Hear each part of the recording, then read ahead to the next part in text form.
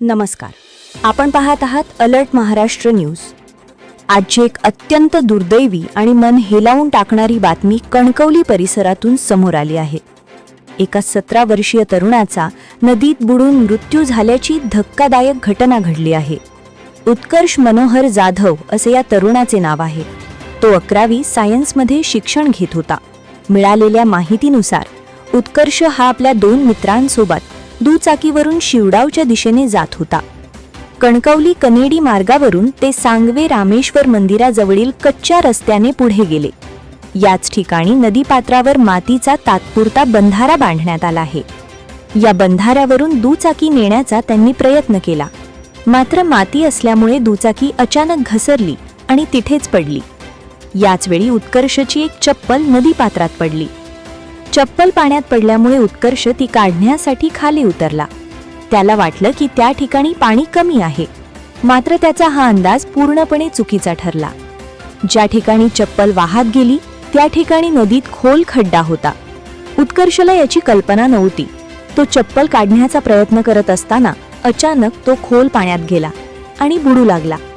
बंधाऱ्यावर उभे असलेले त्याचे मित्र घाबरले. त्यांनी जोरजोरात आरडाओरड केली आणि स्थानिकांना मदतीसाठी बोलावलं. घटनेची माहिती मिळताच स्थानिक नागरिक तात्काळ घटनास्थळी पोहोचले. त्यांनी नदीपात्रात उतरून शोध सुरू केला. काही वेळानंतर उत्कर्षला बाहेर काढण्यात आले. त्याला तातडीने रुग्णवाहिकेतून कणकवली उपजिल्हा रुग्णालयात नेण्यात आले. मात्र डॉक्टरांनी तपासणी केल्यानंतर उपचारापूर्वीच त्याचा मृत्यू झाल्याचे घोषित केले. या घटनेमुळे संपूर्ण परिसरात शोककळा पसरली आहे. एक छोटासा निर्णय किती मोठा परिणाम करू शकतो याचे हे अत्यंत वेदनादायक उदाहरण आहे. उत्कर्ष हा एक हुशार आणि शांत स्वभावाचा विद्यार्थी होता. त्याच्या अचानक जाण्यामुळे कुटुंबावर दुःखाचा डोंगर कोसळला आहे. रुग्णालयात त्याच्या नातेवाईकांनी मोठी गर्दी केली होती. सर्वत्र आक्रोश आणि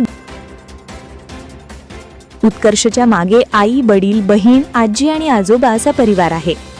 विशेषतः पावसाळ्यानंतर नदीपात्रात खोल खड्डे तयार होतात, जे बाहेरून दिसत नाहीत आणि अशा वेळी अनेकांना त्याचा अंदाज येत नाही. त्यामुळे अशा ठिकाणी जाताना अत्यंत सावधगिरी बाळगणे गरजेचे आहे. ही घटना सर्वांसाठी एक मोठा धडा ठरू शकते. लहानशा गोष्टीसाठी जीव धोक्यात घालणे किती घातक ठरू शकते हे या घटनेतून स्पष्ट झाले आहे. आपणही अशा ठिकाणी जाताना काळजी घ्या आणि इतरांनाही सतर्क करा.